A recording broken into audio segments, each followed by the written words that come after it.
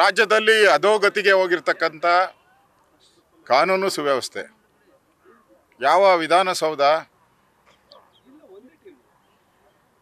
ನಿಷ್ಠಾವಂತ ಅಧಿಕಾರಿಗಳನ್ನು ಕಾಪಾಡಬೇಕಾಗಿತ್ತು ಅಂಥ ವಿಧಾನಸೌಧ ಇವತ್ತು ಮೌನ ಸೌಧ ಆಗಿದೆ. ವಿಧಾನಸೌಧ ಮೌನ ಸೌಧ ಆಗಿಬಿಟ್ಟಿದೆ. ಕೆಂಗಲ್ ಹನುಮಂತಯ್ಯನವರು ಅದರ ಮೇಲೆ ಅಕ್ಷರಗಳು ಬರೆದಿದ್ದಾರೆ, ಸರ್ಕಾರದ ಕೆಲಸ ದೇವರ ಕೆಲಸ ಅಂತ ಬರೆದಿದ್ದಾರೆ. ಕೆಂಗಲ್ ಹನುಮಂತಯ್ಯನವರು ಸರ್ಕಾರದ ಕೆಲಸ ದೇವರ ಕೆಲಸ ಅಂತ. ಈ ಕಾಂಗ್ರೆಸ್ ಅವ್ರು ಬಂದ ಮೇಲೆ, ಕಾಂಗ್ರೆಸ್ ಅಧಿಕಾರಿಗಳ ಬಂದ ಮೇಲೆ ಒಂದು ರೀತಿ ದೆವ್ವಗಳ ಕೆಲಸ ಆಗೋಟಿದೆ. ಅಧಿಕಾರಿಗಳ ಮೇಲೆ ಮರಳು ಮಾಫಿಯಾ, ಭದ್ರಾವತಿಯಲ್ಲಿ ನಡೆದಂಥ ಘಟನೆ, ಇಡೀ ಸರ್ಕಾರ ನಾಚಿಕೆಗೇಡಿನ ಸರ್ಕಾರ. ಇವತ್ತು ಇಡೀ ಸರ್ಕಾರ ತಲೆ ತಗ್ಗಿಸ್ಬೇಕಾದಂಥ ಸರ್ಕಾರ. ಭದ್ರಾವತಿಯಲ್ಲಿ ಆ ಹೆಣ್ಮಗಳ ಮೇಲೆ ಅವನೊಬ್ಬ MLA ಬಂಧುಗಳು ಮಗ ಅವರು ಲಾರಿ ಹತ್ತಿಸ್ತೀನಿ ಅಧಿಕಾರಿಗಳ ಮೇಲೆ, ಮರಳು ಮಾಫಿಯಾವನ್ನು ತಡೆಗಟ್ಟಕ್ಕೆ ಹೋದಂಥ ಸಂದರ್ಭದಲ್ಲಿ ಮಗ ಲಾರಿಯನ್ನು ಹತ್ತಿಸ್ತೀನಿ ಅಂತೇಳಿ ಧಮಕಿ ಹಾಕಿರುವಂಥ ವಿಡಿಯೋ ಬಂದಿದೆ. ಆದರೆ ಇದುವರೆಗೂ ಸರ್ಕಾರ ಏನು ಕ್ರಮ ತೆಗೆದುಕೊಂಡಿಲ್ಲ, ಅಧಿಕಾರಿ ಪರವಾಗಿ ನಿಂತಿಲ್ಲ. ಆ ಹೆಣ್ಣುಮಗಳ ಮೇಲೆ ಅವ್ಯಾಚ ಶಬ್ದಗಳು ಕೇಳಬಾರ್ದು ಅಷ್ಟು ಅವ್ಯಾಚ ಶಬ್ದಗಳನ್ನು ನಿಂದೆ ಮಾಡಿದೆ. ಈ ಸರ್ಕಾರದಲ್ಲಿ ಮಹಿಳಾ ಅಧಿಕಾರಿಗಳು ಹೆಂಗೆ ಕೆಲಸ ಮಾಡೋದು? ಮಹಿಳಾ ಅಧಿಕಾರಿಗಳು ಕೆಲಸ ಮಾಡುವಂಥ ನೈತಿಕ ಸ್ಥೈರ್ಯನೇ ಹೊರಟೋಗ್ಬಿಟ್ಟಿದೆ. ಇವತ್ತು ಒಂದು ರೀತಿ ನೆನ್ನೆನೂ ಕೂಡ ಮೈಸೂರಲ್ಲಿ ಪೊಲೀಸ್ ಸ್ಟೇಷನ್ಗೆ ನುಗ್ಗಿ ಮುಸ್ಲಿಂ ಮತಾಂಧರು ದಾಂಧಲೆ ಮಾಡಿದ್ದಾರೆ, ಕಲ್ಲುಗಳು ತೂರಾಟ ಮಾಡಿದ್ದಾರೆ, ಪೊಲೀಸ್ ಸ್ಟೇಷನ್ನ ಕಬ್ಜಾ ಮಾಡುವಂಥ ಕೆಲಸ ಮಾಡಿದ್ದಾರೆ. ಆದರೆ ಮಂತ್ರಿಗಳು ಹೇಳಿದ್ದಾರೆ ಅವರೆಲ್ಲ ಸಣ್ಣ ಹುಡುಗರಂತೆ. ಹಿಂದೆ ಕುಕ್ಕರ್ ಬಾಂಬ್ ಬ್ಲಾಸ್ಟ್ ಆಗಾದಾಗ ಬ್ರದರ್ಸ್ ಅಂದಿದ್ರು, ಈಗ ಅಲ್ಲಿ ಕಲ್ಲು ಹೊಡೆದವರೆಲ್ಲ ಸಣ್ಣ ಹುಡುಗರಂತೆ, ಏನು ಗೊತ್ತಿಲ್ದಿರ ಹೊಡೆದ್ಬಿಟ್ರಂತೆ. ಇನ್ನೊಬ್ಬ ಮಂತ್ರಿ ಹೇಳಿದ್ದಾನೆ ಪೊಲೀಸವ್ರುಗಳು ನಾನ್ ಸೆನ್ಸ್ಗಳು, ಕಾಮನ್ ಸೆನ್ಸ್ ಇಲ್ಲ, ಬುದ್ಧಿ ಇಲ್ಲ ಅವ್ರಿಗೆ ಅಂತ. ಯಾವ ಸರ್ಕಾರ ಪೊಲೀಸರನ್ನ ಇಟ್ಕೊಂಡು ಅಧಿಕಾರವನ್ನು ನಡೆಸ್ತಾ ಇದೆ, ಅದೇ ಪೊಲೀಸರನ್ನು ನಾಲಾಯಕಗಳು ಅಂತೇಳಿ ಹೇಳಿರೋವಂಥದ್ದು ಒಬ್ಬ ಕ್ಯಾಬಿನೆಟ್ ಮಂತ್ರಿ. ಪೊಲೀಸ್ಗರ ಆತ್ಮಸ್ಥೈರ್ಯ ಎಲ್ಲಿ ಉಳಿತೈತೆ? ಪೊಲೀಸರು ಯಾರಿಗೋಸ್ಕರ ಕೆಲಸ ಮಾಡಬೇಕು? ಅಂದರೆ ಪೊಲೀಸ್ ಇಲಾಖೆಯಲ್ಲೂ ಕೂಡ ಸರ್ಕಾರದ ಬೆಂಬಲ ಇಲ್ಲ. ಅಧಿಕಾರಿಗಳು ಮರಳು ಮಾಫಿಯಾ ತಡೆಯಕ್ಕೆ ಹೋದರೆ ಸರ್ಕಾರದ ಬೆಂಬಲ ಇಲ್ಲ. ಅಂದರೆ ಇಡೀ ಕರ್ನಾಟಕದಲ್ಲಿ ಈ ಮಾಫಿಯಾ ಕೈಗೆ ಸರ್ಕಾರ ಸಿಕ್ಕಾಕೊಂಡ್ಬಿಟ್ಟಿದೆ. ಈ ಮಾಫಿಯಾ ಕೈಯಲ್ಲಿ ಸರ್ಕಾರ ಸಿಕ್ಕಾಕ್ಕೊಂಡು ಇವತ್ತು ಕಾನೂನು ಸುವ್ಯವಸ್ಥೆ ಹದಗೆಟ್ಟು ಹೋಗಿದೆ. ನನಗನ್ಸ್ತೈತೆ ನೌಕರ ಸಂಘದ ಅಧ್ಯಕ್ಷರು ಕೂಡ ಇದ್ರ ಬಗ್ಗೆ ಕಾಮೆಂಟ್ ಮಾಡಿದ್ದಾರೆ.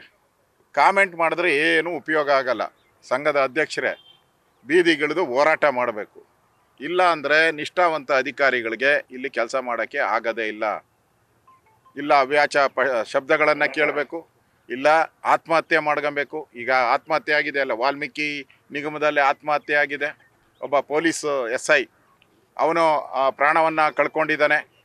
ನಿರಂತರವಾಗಿ ಸರಣಿ ರೀತಿಯ ಆತ್ಮಹತ್ಯೆಗಳು, ಬೆದರಿಕೆಗಳು ಇಷ್ಟೆಲ್ಲ ನಡೀತಾ ಇದ್ರು ಕೂಡ ಗೃಹ ಸಚಿವರು ಮತ್ತು ಮುಖ್ಯಮಂತ್ರಿಗಳು ಇದ್ರ ಬಗ್ಗೆ ಚಕಾರ ಎತ್ತಿಲ್ಲ. ಕಾನೂನು ರೀತಿ ಕ್ರಮ ಕೈಗೊಳ್ತದಂತೆ. CT ರವಿ ಆದಾಗ ಯಾಕೆ ಕಾನೂನು ರೀತಿ ಕ್ರಮ ಆಗಲಿಲ್ಲ? ಈ ಎರಡೂ ಘಟನೆಗಳಲ್ಲಿ ಯಾರನ್ನ ಬಂಧಿಸಿದ್ದೀರಾ? ನೆನ್ನೆ ನಾನು ಕೂಡ ಪೊಲೀಸ್ ಸ್ಟೇಷನ್ಗೆ ಹೋಗಿದ್ದೆ. ಇಲ್ಲಿಂದ ಬೆಂಗಳೂರಿಂದ ಮೈಸೂರಿಗೆ ಹೋಗಿ ಪೊಲೀಸ್ ಸ್ಟೇಷನ್ನಲ್ಲಿ ನಾನು ಅಧಿಕಾರಿ ಹಿಂಗೆ ಕೇಳಿದ್ರೆ ಒಬ್ಬರನ್ನೂ ಬಂಧಿಸಿಲ್ಲ. ಅಲ್ಲಿ ಅಟ್ಯಾಕ್ ಮಾಡಿರೋರು 500-600 ಜನ ಅಟ್ಯಾಕ್ ಮಾಡಿದ್ದಾರೆ. ಕಲ್ಲುಗಳೆಲ್ಲ ಇನ್ನೂ ಹಂಗೆ ಬಿದ್ದಿದೆ. ಅಲ್ಲಿ ಒಬ್ಬರನ್ನೂ ಅರೆಸ್ಟ್ ಮಾಡಿಲ್ಲ. CT ರವಿನ ಏಕಾಏಕಿ ಇಮಿಡಿಯೇಟಾಗಿ ತೊಗೊಂಡೋಗಿ ಫಾರೆಸ್ಟಿಗೆ ತೊಗೊಂಡೋಗ್ಬಿಟ್ರಿ. ಕ್ವಾರಿ ಒಳಗೆ, ಡೀಪ್ ಕ್ವಾರಿ 200 ಅಡಿ ಡೆಪ್ತ್ ಇರೋ ಕ್ವಾರಿ ಒಳಗೆ ತೊಗೊಂಡೋಗಿ ನಿಲ್ಸಿದ್ರಿ. ರಾತ್ರಿ ಎಲ್ಲ ಸುತ್ತಿಸ್ತ್ರಿ.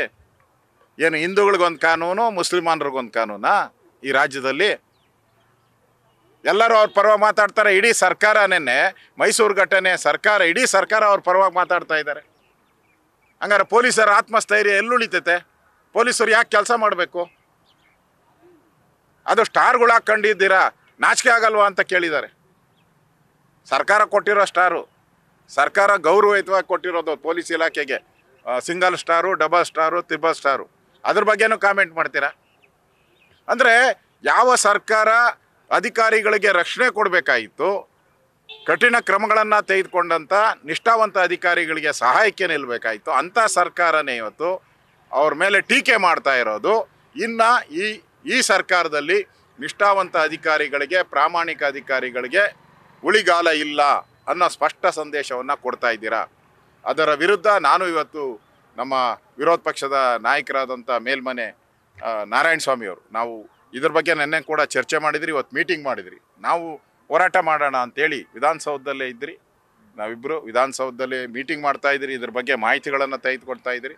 ಹೋರಾಟ ಮಾಡೋಣ, ನಾವು ಸಾಂಕೇತಿಕವಾಗಿ ಹೋರಾಟ ಮಾಡೋಣ. ನಾಳೆ ಇದ್ರ ಬಗ್ಗೆ ನಮ್ಮ ಪಕ್ಷದಿಂದನೂ ಕೂಡ ಹೋರಾಟ ಮಾಡೋಕ್ಕೆ ನಾನು ನಮ್ಮ ಜಿಲ್ಲಾಧ್ಯಕ್ಷರಿಗೂ ಕೂಡ ಹೇಳಿದ್ದೀನಿ, ಹೋರಾಟ ಮಾಡೋಕ್ಕೆ ನಮ್ಮ ಜಿಲ್ಲಾಧ್ಯಕ್ಷರುಗಳಿಗೂ ಹೇಳಿದ್ದೀನಿ. ಆದರೆ ಸಾಂಕೇತಿಕವಾಗಿ ನಾವಿಬ್ಬರು ಹೋರಾಟ ಮಾಡೋಣ. ದೊಡ್ಡ ಪ್ರತಿಭಟನೆಯನ್ನು ನಾವು ನಮ್ಮ ರಾಜ್ಯದ ಅಧ್ಯಕ್ಷರ ಜೊತೆ ಎಲ್ಲರ ಜೊತೆ ಚರ್ಚೆ ಮಾಡಿ ಇನ್ನೂ ದೊಡ್ಡ ಹೋರಾಟವನ್ನು ಮಾಡ್ತೀರಿ. ನಿಷ್ಠಾವಂತ ಅಧಿಕಾರಿಗೆ ರಕ್ಷಣೆ ಆಗಬೇಕು, ಈ ಮರಳು ಮಾಫಿಯಾ ನಿಲ್ಲಬೇಕು, ಮತ್ತು ಪೊಲೀಸರು ಏನಿವತ್ತು ಮೈಸೂರಿನ ಘಟನೆ ಆಗಿದೆ, ಇದುವರೆಗೂ ಒಬ್ಬನೂ ಕೂಡ ಬಂಧಿಸಿಲ್ಲ, ಕೂಡಲೇ ಅವ್ರನ್ನೆಲ್ಲರೂ ಬಂಧಿಸಬೇಕು ಅನ್ನೋ. ಸರ್, ಉದಯಗಿರಿಗೆ ಸಂಬಂಧಪಟ್ಟಂತೆ ಕೆ.ಎನ್. ರಾಜಣ್ಣ ಅವರು ಸ್ಟೇಟ್ಮೆಂಟ್ ಗಮನಿಸಿರ್ತೀರಿ, ಪೊಲೀಸರಿಗೆ ಕಾಮನ್ ಸೆನ್ಸ್ ಇಲ್ವಾ ಅನ್ನೋ ಮಾತು ಹೇಳಿದ್ರು. ಅಂದ್ರೆ ಅವರು ಸಮಯ ಪ್ರಜ್ಞೆ ಮೆರೆದಿದ್ರೆ ಅಂತ ಒಂದು ಪರಿಸ್ಥಿತಿಯನ್ನ ಅವರು ಹುಬ್ಳಿಯಲ್ಲಾದಂಥ ಘಟನೆ ಆಯ್ತಲ್ಲ, ಹುಬ್ಳಿಯಲ್ಲಾದಾಗ ಪೊಲೀಸ್ ಸ್ಟೇಷನ್ನ ನುಗ್ಗಿ ಪೊಲೀಸ್ ವ್ಯಾನ್ಗಳನ್ನೆಲ್ಲ ಹೊಡೆದಾಕಿ, ಜೀಪ್ ಎಲ್ಲ ಹೊಡೆದಾಕಿ, ಸುತ್ತೂರು ಅಂಗಡಿಗಳಿಗೆಲ್ಲ ಬೆಂಕಿ ಇಟ್ಟರಲ್ಲ, ಇಲ್ಲಿ ತಡೆದುಬಿಟ್ರು ಅವರು. ಇಲ್ಲಿರೋ ಪೊಲೀಸರು ಕರ್ತವ್ಯ ಪ್ರಜ್ಞೆಯನ್ನು ಮೆರೆದು ಅಲ್ಲಿ ಯಾವುದೇ ರೀತಿ ಪೊಲೀಸ್ ಸ್ಟೇಷನ್ಗೆ ನುಗ್ಗದೆ, ಪೊಲೀಸ್ ಸ್ಟೇಷನ್ನ ಗಾಜು ಹೊಡೆದಾಕ್ದೆ, ಪೊಲೀಸ್ ಕಾರ್ ಹೊಡೆದಾಕ್ದಂಗೆ ನೋಡ್ಕೊಂಡ್ರಲ್ಲ, ಅದು ಈ ಕಾಂಗ್ರೆಸ್ ಅವ್ರಿಗೆ ಹೊಟ್ಟೆವ್ರಿ. ಯಾಕಂದರೆ ಅವ್ರು ಹೇಳ್ತಾರಲ್ಲ ಓಪನ್ ಆಗಿ, ಇವರಿಂದ ನಾವು ಗೆದ್ದಿರೋದು, ನಾವು ಹಿಂದೂಗಳಿಂದ ಏನು ಗೆದ್ದಿಲ್ಲ, ಮುಸಲ್ಮಾನರಿಂದ ಗೆದ್ದಿರೋ ಅಂತ ಎಲ್ಲ ಹಲವಾರು ಮಂತ್ರಿಗಳು ಕೊಟ್ಟಿದ್ದಾರೆ.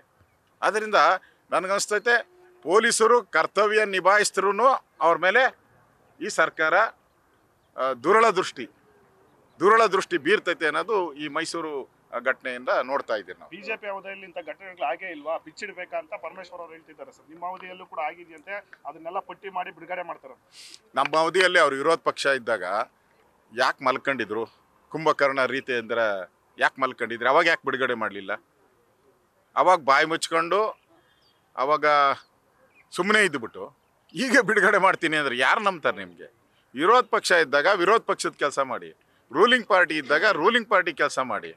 ಡಬಲ್ ಆ್ಯಕ್ಟಿಂಗ್ ಮಾಡೋಕ್ಕೆ ಹೋಗಬೇಡಿ, ಜನ ಮೆಚ್ಚಲ್ಲ ನಿಮ್ಮನ್ನು.